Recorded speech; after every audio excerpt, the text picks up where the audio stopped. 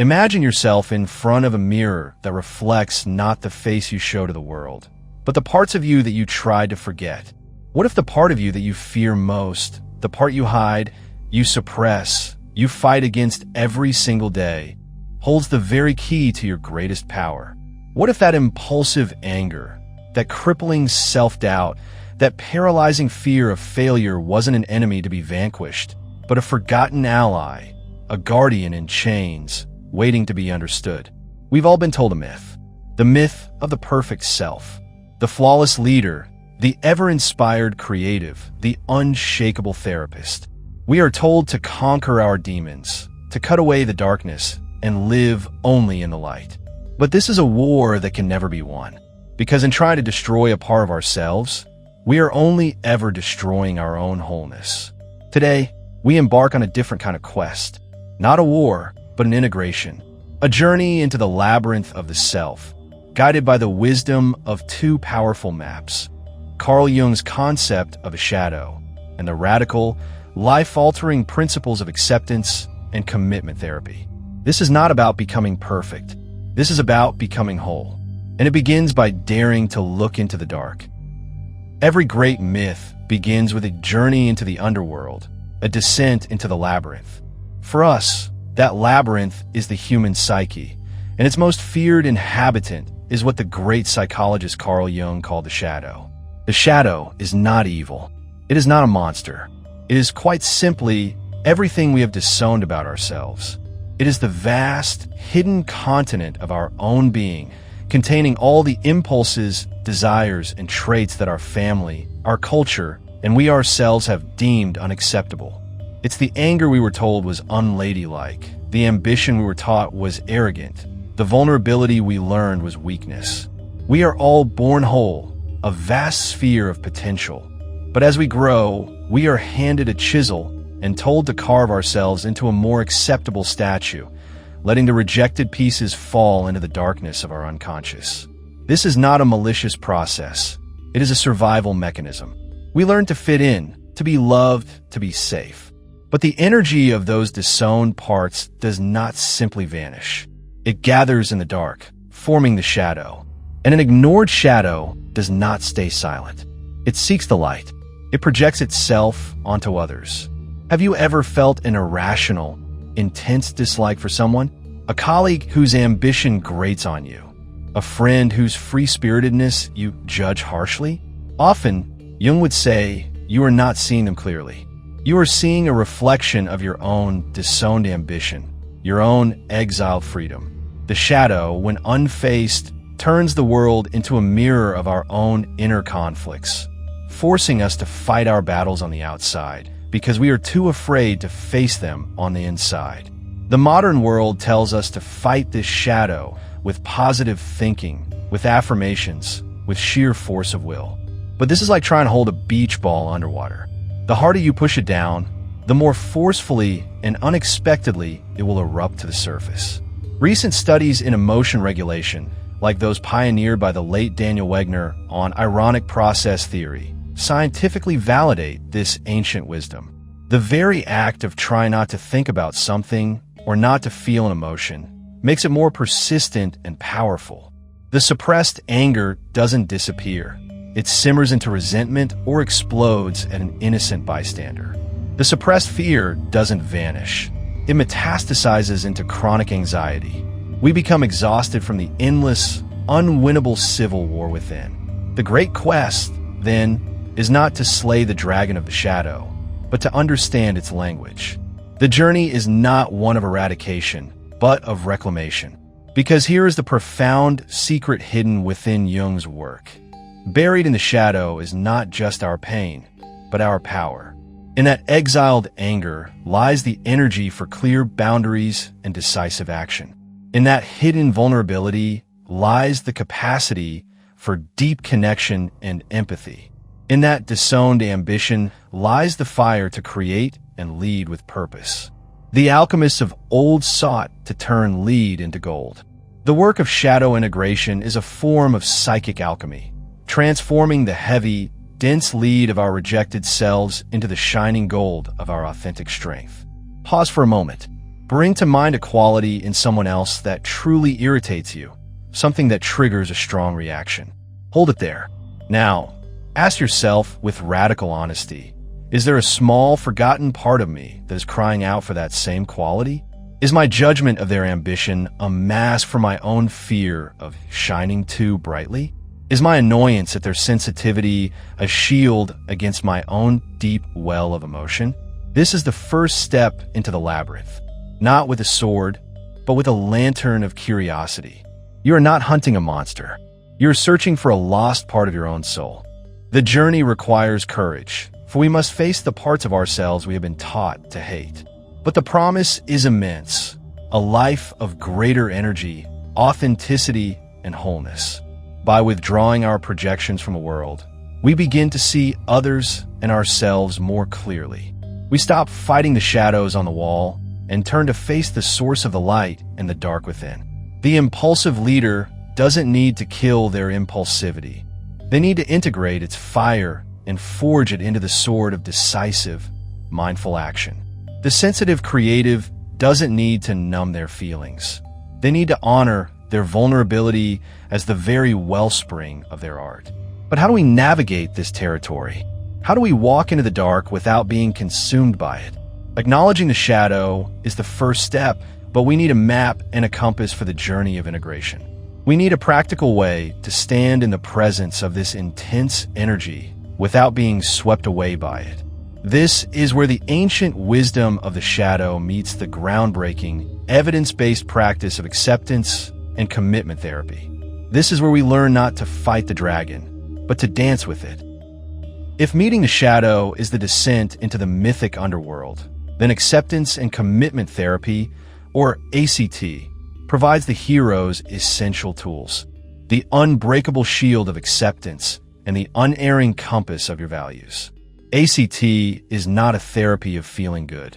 It is a therapy of living well, of building a rich and meaningful life, even in the presence of pain. It begins with a revolutionary, almost heretical idea in our modern, control-obsessed culture. The problem is not the pain. The problem is our struggle with the pain. It's the desperate attempt to control our inner world that creates the real suffering. Think of your unwanted shadow emotions, anxiety, anger, shame, as quicksand. Our natural hardwired instinct is to struggle, to flail, to fight our way out. But what happens when you struggle in quicksand? You sink faster. The struggle is the problem. ACT offers a different path. It teaches you to stop struggling, to lie back, spread your weight, and let the quicksand support you. This is the shield of acceptance. Acceptance is not resignation. It is not liking the pain or wanting more of it. It is the courageous and willing act of dropping the rope in the tug-of-war with your own mind. It is allowing your feelings to be what they are, simply energy, sensations, and thoughts, without letting them dictate your actions. This isn't just philosophy, it's rooted in neuroscience. Studies using fMRI imaging show that when we practice mindful acceptance, there is a measurable decrease in the reactivity of the amygdala, the brain's ancient alarm system. We are essentially telling our nervous system, this feeling is here, is uncomfortable, but I am not in mortal danger. I can make space for this. We learn to unhook ourselves from the powerful currents of our emotions. The emotion is the weather. You are the sky. The weather changes, sometimes violently, but the sky remains vast, open, and unharmed. This is the first tool for engaging the shadow. When its energy arises, instead of fighting it or suppressing it, we meet it with the shield of acceptance. We allow it to be there, creating a space of observation rather than reaction. But acceptance alone can feel passive, even directionless. Why would we willingly make space for discomfort? For what purpose? This is where the second tool, the compass of values, becomes essential. Values in ACT are not goals. Goals are destinations you can reach, like getting a promotion or finishing a project. Values are directions. They're the North Star by which you navigate your life's journey. You never arrive at courage or compassion or creativity. You can only choose to walk in that direction, moment by moment. Values are the answer to the question, In a world where you could choose what truly matters to you, what kind of person do you want to be? What do you want to stand for? I want you to try something. Write this in the comments below. Let's create a map of values together. What is one core value you want to guide your life? Is it connection, growth, authenticity, justice? This simple act of naming, it begins to orient your inner compass. It provides the why for the difficult work of acceptance. You make space for the anxiety of public speaking in service of your value of sharing knowledge. You accept the discomfort of a difficult conversation in service of your value of authentic relationships. You allow the sting of criticism in service of your value of courageous creation. Values transform the suffering of the moment into a meaningful step on a chosen path. This combination is what makes ACT so potent for shadow integration. The shadow emerges as a powerful, reactive force, the dragon's fire. Our old strategy was to either run from the fire or try to extinguish it, both of which only made it stronger. The ACT approach is different. First, we use the shield of acceptance to stand our ground, allowing the heat to be there without getting burned. We acknowledge the fire is real. Then, we consult the compass of our values. Given that this fire is here, we ask, what direction do I want to move in? What action would align with my deepest sense of purpose? This transforms the entire dynamic. The leader, feeling the fire of impatience, the shadow, doesn't suppress it. They accept it. There's the energy of impatience. Then they consult their compass, their value of effective mentorship. They realize that snapping at their team moves them away from that value. Moving towards it might mean taking a deep breath and asking a clarifying question instead. The shadow's energy is not the enemy. It is simply a signal, a powerful notification that something important is happening. ACT gives us the framework to pause, receive the signal, and then consciously choose a response guided by our North Star, rather than being dragged along by the storm. This is how we move from being a slave to our inner world to becoming its wise and compassionate sovereign. We have met the shadow, and we have been given the oracle's tools. Now, we enter the forge. This is where theory is hammered into practice, where insight is transformed into skill. The process is deceptively simple, but it is the central pivot upon which a reactive life is reshaped into a responsive one. It consists of two mythic acts: learning the true name of the dragon, and then choosing which star to follow.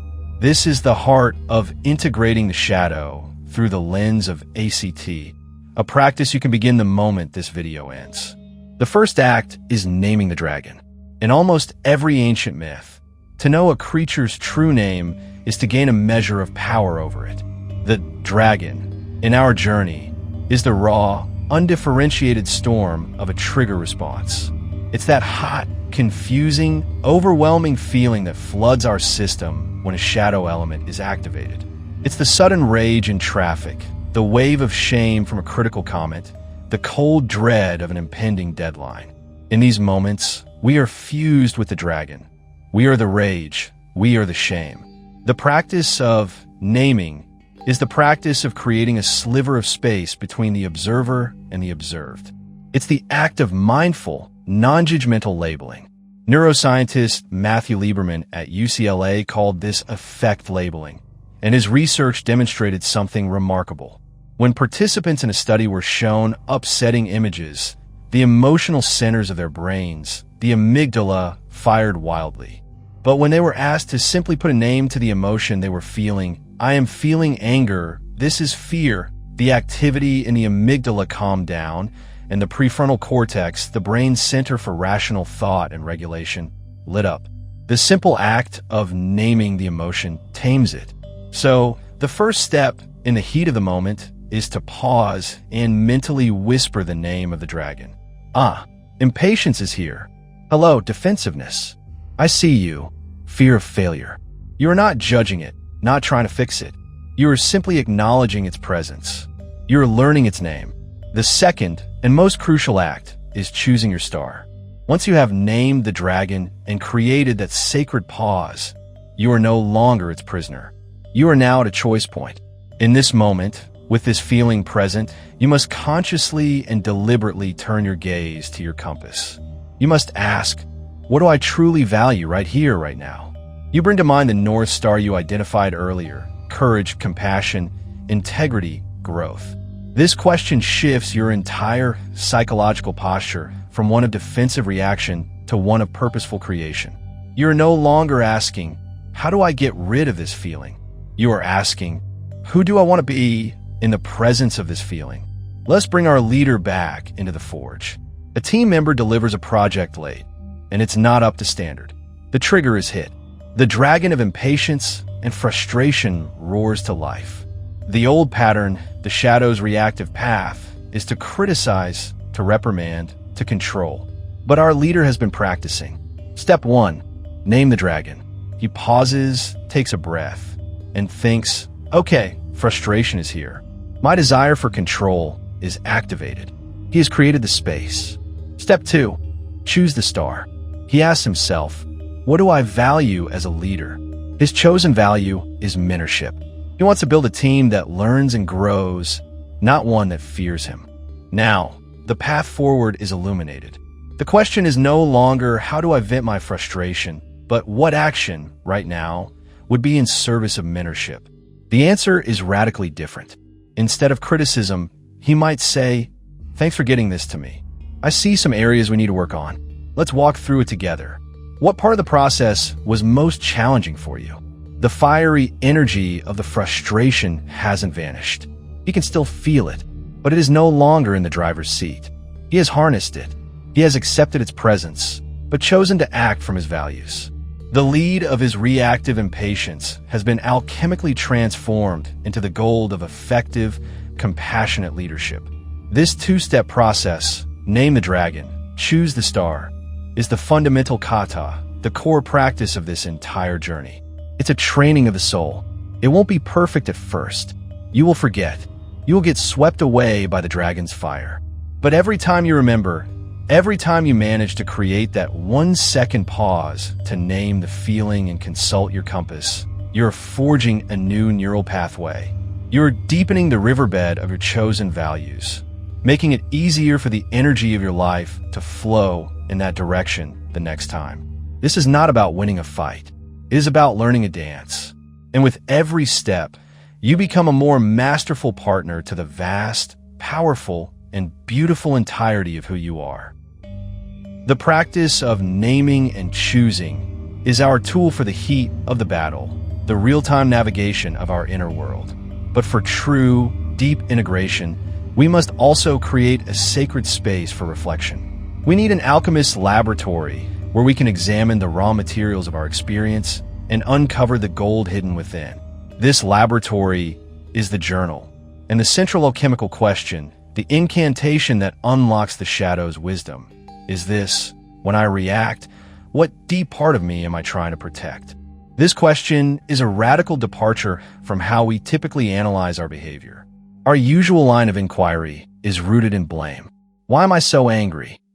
What's wrong with me that I'm so anxious? Why do they make me feel this way? These questions lead us in circles of self-criticism or external blame, both of which are dead ends. But the question, what am I protecting, changes everything. It presupposes that your reaction, no matter how negative or irrational it may seem, is not a malfunction. It is a function. It is a profoundly intelligent, albeit often clumsy, attempt by a part of your psyche to keep you safe. Your shadow reactions are not monsters. They are misguided guardians. Let's return to our creative, the artist who receives a piece of harsh, public criticism. Their immediate reaction is a storm.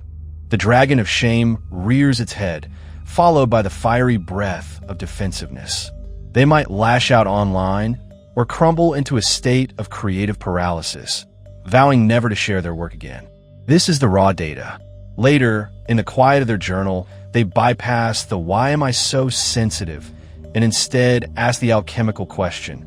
In that moment of defensiveness, in that wave of shame, what was I protecting? The answer might take time to surface, but as they sit with it, they might realize, I was protecting my vulnerability. I was protecting the fragile, tender part of me that dared to create something and put it into the world. I was protecting my sense of worth from being defined by someone else's opinion. This is a moment of profound revelation. The defensiveness is no longer a character flaw.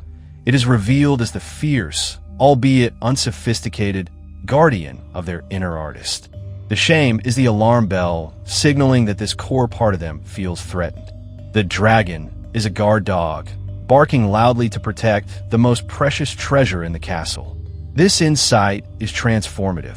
Once you see the protective instinct behind the reaction, you can begin to relate to that part of yourself with compassion instead of contempt. You can, in a sense, speak to the guard dog.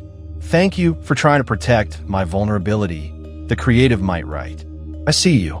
I appreciate your vigilance. Your job is important, but your strategy of lashing out or shutting down is actually harming me and my connection to my art. Let's find a better way. This opens a dialogue. Instead of trying to kill the dog, you are now training it. You are honoring its purpose while upgrading its strategy. This practice of expressive writing is not mere navel-gazing. Decades of research, pioneered by Dr. James Pennebaker, have shown that journaling about difficult emotional experiences has tangible benefits for both mental and physical health. It helps organize thoughts and feelings, reduces intrusive thinking, and allows for the creation of a coherent narrative from chaotic events. By consistently asking this protective question, you are building a new narrative about yourself. You are not a reactive or angry or anxious person. You are a person with a powerful, innate drive to protect your need for respect, your need for safety, your need for connection, your need for creative expression. So, the journaling practice becomes a form of compassionate investigation. After every significant emotional reaction, find a few moments to ask the question. When you procrastinate on a project, what are you protecting? Perhaps the fear of not being good enough. When you feel envy toward a colleague, what are you protecting? Perhaps your own longing for recognition. When you find yourself placating others, what are you protecting? Perhaps your need for belonging and harmony. Each reaction is a clue, a breadcrumb leading you back to a core part of yourself that needs to be seen, honored, and integrated. This is the slow, patient, and deeply rewarding work of alchemy, turning the lead of your reactions into the gold of self-knowledge and self-compassion. The hero's journey does not end in the underworld. The final, crucial stage is the return. It is the act of bringing the elixir, the treasure, the hard-won wisdom from the depths back into the light of day, back into the fabric of your ordinary life. A single profound insight is a beautiful thing, but a lived practice is what changes a world. This final chapter is about forging a personal pact, a simple, repeatable action plan that weaves this work of integration into your daily existence. It's about ensuring this journey isn't just a fascinating idea, but a new way of being. This is not a complex 10-point plan to be pinned on your wall and forgotten. It is a simple, elegant loop, a ritual of awareness that builds on everything we have explored. It is the conscious decision to stop being a passive passenger in your own life and to become the mindful navigator. The plan can be distilled into 5 core steps, a daily heroic cycle that honors both shadow and light. First, the acknowledgement, the signal. This is the commitment to paying attention. It is the practice of noticing when you're triggered, when the dragon first stirs. It's a shift from mindless reaction to mindful awareness. You simply notice the tightening in your chest, the heat in your face, the urge to lash out or withdraw. You don't judge it. You just acknowledge, there's the signal. Something is happening. Second, the naming the dragon's true name. As we practiced in the forge, you give the experience a name. This is anger. This is shame. This is the fear of being seen. This simple act anchors you in the present and creates that vital space between stimulus and response. Third, the inquiry, the alchemical question. This is where you bring the wisdom of the journal into the moment. You ask the compassionate question, even if it's just a quick internal glance. What is this feeling trying to protect in me right now? This question instantly shifts your relationship to the emotion from one of adversary to one of ally. Fourth, the reorientation, the North Star. You consciously bring your chosen value to mind. My value here is courage, or my value here is connection. You turn your gaze away from the storm of the emotion and toward the steady light of your chosen direction. This is the pivot point, the moment of true power. Fifth, the committed action, the first step home. This is the final and most important step. Based on your value, you choose one small, concrete action. It does not have to be a grand gesture. It is often the opposite. It is the decision to take one deep breath instead of sending the angry email. It is the choice to say, I need a moment to think about that, instead of giving a defensive reply. It is the act of putting one sentence on the blank page, even when fear is screaming. This small, value-driven action is the victory. It is the hero's return, enacted in a single moment. This 5-step loop, acknowledge, name, inquire, reorient, and act, is your practice. It is the way you honor your shadow's energy while consciously directing it with the light of your values. It will feel clumsy at first. You'll miss steps. Some days, the dragon will win, and you'll only be able to do the inquiry in your journal hours later. That is part of the process. The goal is not perfection, but persistence. Every time you complete the loop, no matter how imperfectly, you are strengthening the muscle of your consciousness. You are carving the path of the wise ruler of your own inner kingdom. You are proving to yourself, through action, that you are no longer at the mercy of your inner storms, but are instead learning to harness their power to sail toward the shores of a life that truly matters to you. We began this journey with a question. What if your greatest weakness was the key to your greatest strength? By now, I hope you see the truth in that. The parts of us we have exiled to the shadow are not weaknesses. They are orphan strengths. They are raw, untamed power. The goal of this profound inner journey is not to extinguish that fire. It is to build a hearth strong enough to hold it, to tend to it with wisdom, and to use its light and warmth to illuminate our path. You are not at war with yourself. You are a vast, complex, and beautiful kingdom containing multitudes. You contain the fierce dragon and the wise sovereign, the wounded child and the compassionate healer. Wholeness is not the absence of the parts you dislike. It is the compassionate embrace of all of them. It is the understanding that the light needs the shadow to be seen, and the shadow needs the light to be understood. Your journey of integration begins now, not with a grand battle, but with a quiet promise to yourself. The promise to listen. The promise to meet your own reactions, not with judgment, but with curiosity. The next time the dragon stirs, the next time you feel the heat of a difficult emotion, you have a choice. You can fall back into the old war, or you can take a breath and begin to dance. Acknowledge its presence. Learn its name. Ask what it's protecting. And then, with the compass of your deepest values in hand, choose the next right step. That is where your freedom lies. That is how you reclaim your power. That is how you become whole. The fire is within you. Learn to carry it.